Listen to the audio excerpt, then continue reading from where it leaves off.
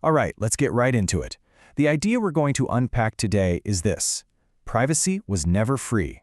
We're going to explore the mechanics humming just beneath the surface of the internet we use every single day. You know, this was the original promise, wasn't it? This almost utopian vision that information, connection, and these amazing tools could just be available to everybody, at no cost. It was a really powerful, really exciting idea. And that's the pivot. That's the crucial point we're going to dig into. Because behind that wonderful feeling of free, there's a whole economic system at work.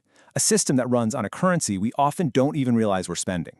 So let's start with what feels like a bit of a magic trick: the illusion of free.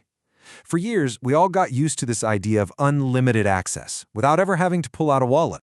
I mean, just think about your daily routine. You've got free search to find anything you can possibly imagine, free email that connects you to the entire world, free social media to share your life, free maps to navigate, and of course, endless free entertainment. It all just works. But how? Well, that question leads us directly to the engine room, the advertising engine. This is the business model that makes free possible. And it's not some kind of dark conspiracy. It's the very thing that powers the whole ecosystem. It's simply called the advertising model. At its heart, it's just an economic solution. I mean, these platforms have massive, real-world costs: servers, engineers, huge data centers. The revenue that comes from advertisers is what pays for the entire infrastructure that delivers the free services we all use.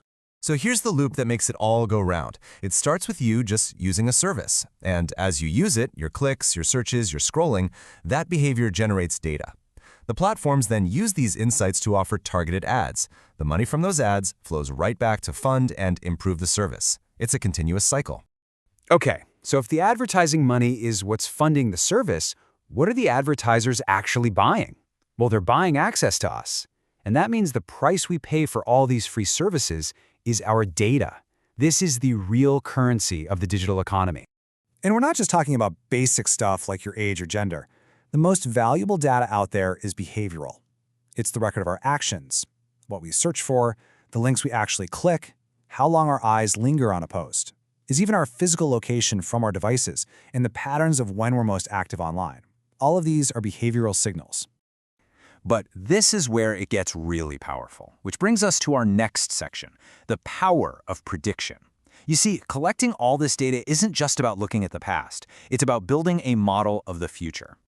This is the ultimate goal of the system. It's not just about reacting to what you've done. It's about anticipating what you will do next. And of course, the more data that's collected, the more accurate those predictions can become. And this difference is absolutely crucial. See, information is about the past. It's a record of what you did, like looking at your search history. Prediction, on the other hand, is about the future.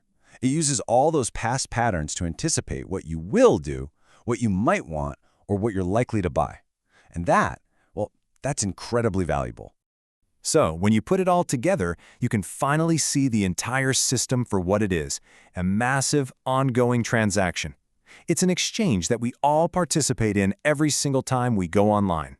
And here it is, the fundamental trade-off. Think of it like a scale. On one side, you get convenience, instant access to these powerful tools, all for free. And on the other side of the scale, you give data, your behavioral signals, your digital footprint, and ultimately, your attention. It all really boils down to two sides of the same coin. We are granted access in exchange for insight, And we receive unparalleled convenience in exchange for our data. This has always been the transaction, whether we were fully aware of it or not.